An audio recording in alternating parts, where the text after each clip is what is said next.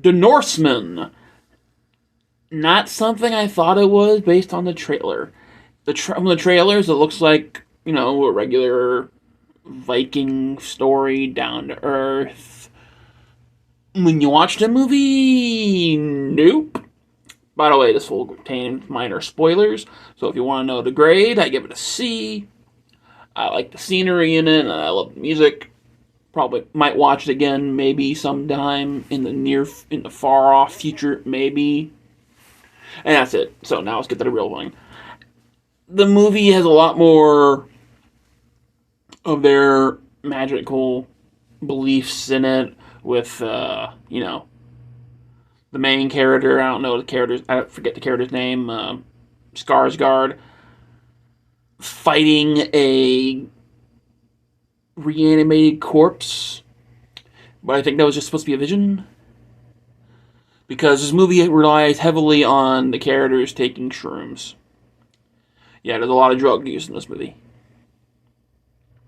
And then he's carried off into Valhalla, but he's not really dead. He wakes up on Earth, and then at the end he finally goes to Valhalla properly. And there's a sword which can't be opened in daylight.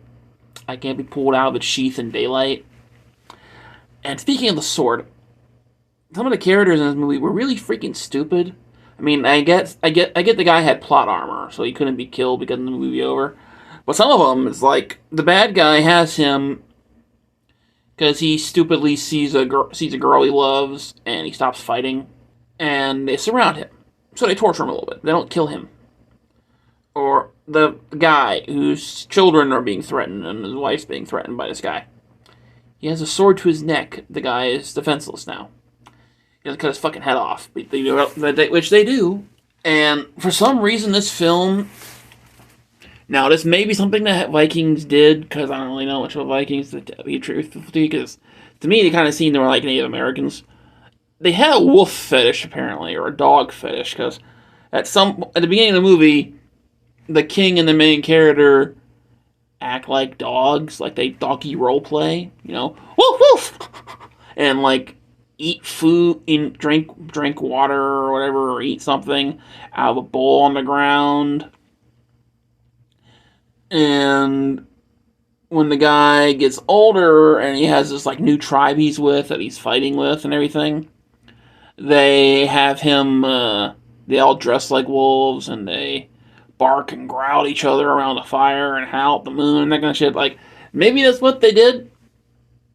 It just seemed a little odd to me. And that's what they did. Hey, at least they're being historically accurate then. But to me, it seemed like weird doggy roleplay.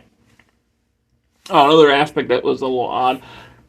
It was magical. A witch lady showed up to him a couple times and told him his future in a kind of, oh, you don't know what's happening thing. I can't think of the fucking word. Where he doesn't tell, from the certain point of view type of thing. She says that you'll get his revenge on the gates of hell, a volcano. You'll have a queen. You'll find love and have a daughter, and she'll have a queen. A daughter. Although he does have twins, so they don't really go into explaining it. Okay, does she have twins and one dies early? Because on the little tree thingy, it kind of looks like it may be a boy. So, does he die really early, a young age? Or does, he go out exploring and shit, and she takes over the royalty and that kind of crap? They don't really explain that part. Kind of lift up to your interpretation. As I said, the scenery in the movie, especially when they get to the part where the guy's being enslaved, or quotations enslaved, beautiful, breathtaking. It's it's gonna be something that you want to watch on 4K. If it's a good 4K transfer, it's I watched Jack Reacher earlier today. Didn't notice a single difference between that and the Blu-ray. None. Except for now I have a steelbook of the movie. The music was great. It's like one of the best soundtracks of the year, in my opinion. And as I mentioned, there's magic in the movie, but it's not like Harry Potter level magic. It's just, you know, the shaman can talk to the dead. The witch lady can appear and disappear, and that kind of shit. At some one point in the movie, I thought was kind of funny because he cuts the guy's head off and he puts it on his butt. I'm kind of thinking, okay, maybe that's supposed to be like something they did because when you die, you shoot everything out of your ass at some point. I know your body's fluids kind of leak all out, so maybe it's supposed to be like shit's gonna be in your face, something like that. I don't know.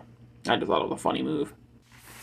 As I said, I give the movie a C. I don't really see me watching one of the movies that I crave to watch. Like the only reason I would search for a scene in this movie is just to get a clip for the custom steelbook design.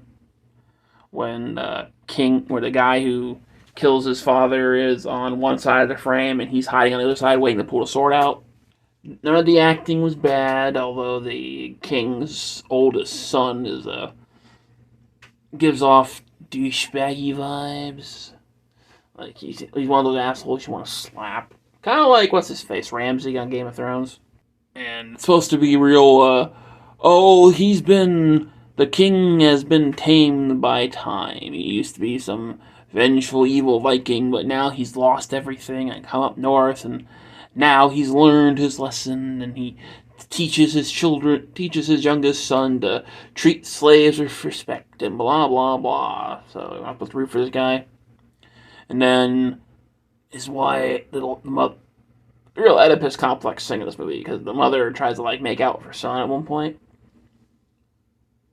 And says, if you kill my husband, you leave me alive, you can have me, or I'll be your queen. It's like, what the fuck, woman?